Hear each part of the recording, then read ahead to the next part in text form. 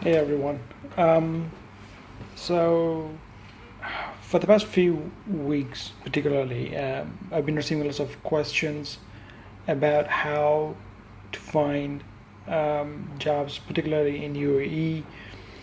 I've been interviewing lots of people and and evaluating them for various positions. And I've been receiving lots of CVs for different positions that I post on Facebook or any other place, any other social media platform.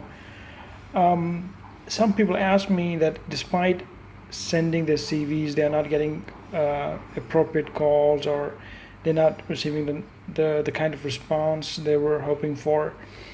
Um, my advice to all of you is that you need to hold on to your hold your efforts and look back at your approach. It's very, very important that whatever you're doing is focused and concentrated. The problem is that people, when they're applying for different jobs, they don't consider what they're doing. They just see a job, they're so desperate, and most of them are really, really desperate, particularly when they come here in UAE. They spend a lot of money to get visas and get the accommodations here, and then there are costs of associated with living. So they kind of get desperate, and they whatever they see on online, and they just send their CVs to it. The thing is that they what they don't understand is that they are wasting their effort, they are wasting their energy and time. Whatever your profession back home has been, you have to stay relevant to that. It doesn't mean that if you so what that means is that if you are into administration, HR, or marketing, or sales for that matter, you start applying for any other position which is not relevant to your experience. Mind you, whatever experience that you had back home will count. So, irrespective of what approach you have here, or what you're looking for, or how desperate you might be, you've got to stay focused on one particular industry or sector, or one particular field, which you experience, which you have experience of.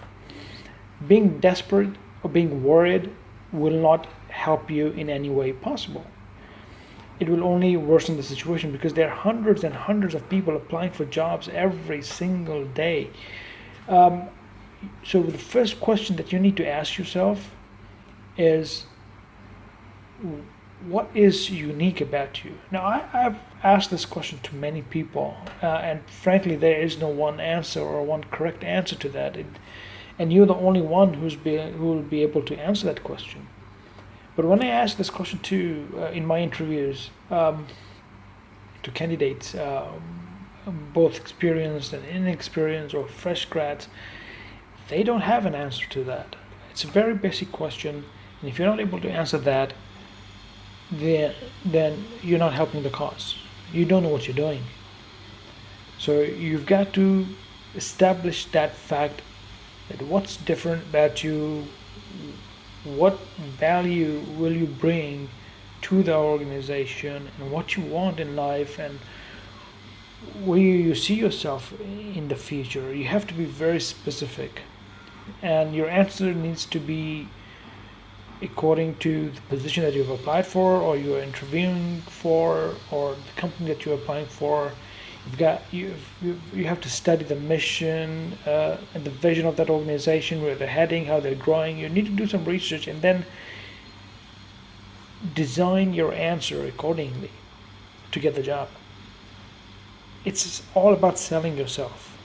Frankly, if you're not able to sell yourself, if you're not able to speak properly, if you're not able to communicate, you won't have a chance. You won't stand, because there are thousands of people who are applying every day, every single day, and they are competing just like you. They are just applying, sending their CVs to every single position that they see online. So you have to be creative. You don't need to do anything drastic or anything extraordinary. You just have to be yourself and just mix it up with what the position is and what you're aiming for. And then then you have to sell yourself, and the selling part starts with the CV. When I was applying for different positions, when I was looking for a job, I was making multiple CVs, and that helps. Now there are different aspects, there are different thoughts. Some people say that you don't need to have a cover letter. Some people say that you should have a cover letter. I've seen many HR people, they just don't see, they don't even read that cover letter at all. They just get to the point, get to the CV, see what you're looking for. It's just a few seconds and that's it. But some people do consider it, and they will write it in their job description that they expect you to send your CV along with the cover letter. So you've got to study the job description, which mostly people don't do. Because when I receive a CV and if I like it, and if I call them up, they don't even remember. And the easiest way to remember is that whatever you apply for, you put it on an Excel sheet, so that you remember, so that you know what position you applied for and where you applied for and when you applied for, because you need to be aware. And when I asked them, do you understand the job description that we posted online?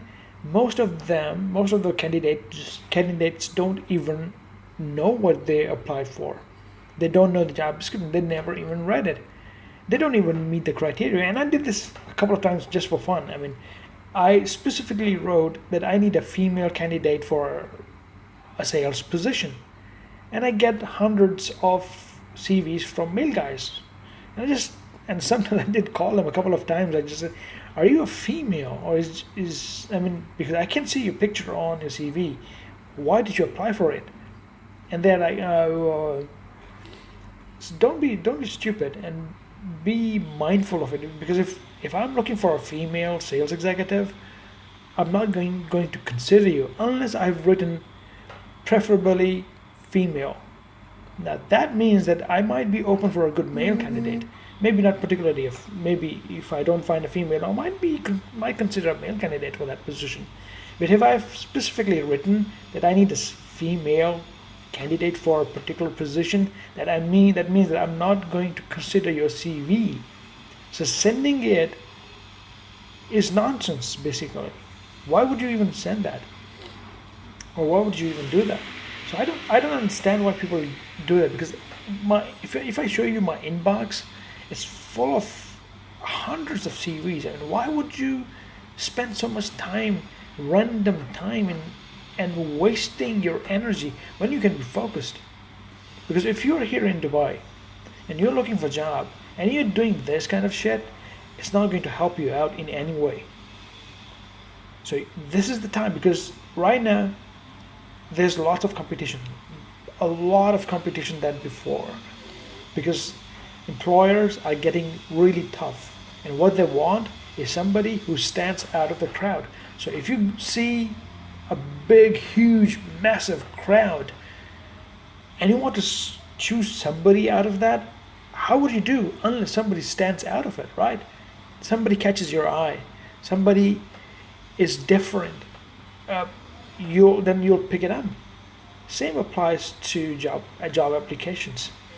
So if you're looking for a good job and you want a positive response, customize your CV, customize your response to that job post. Do some research even before applying for the position. And LinkedIn, although LinkedIn doesn't help in any way in applying for a job. I mean, when I was looking for a job and I was applying for it, I never got a single damn response from LinkedIn. But LinkedIn is a huge, massive database of people who are working and associated with different organizations. So if you're looking for an HR person of an ABC company, search it, look it up on LinkedIn, and then see who's the HR or who's the decision maker, managing director, if you were looking for a sales job, who's head of the sales? If it's a consumer banking, if it's or any other field, who's heading that department? Who's the HR in that organization?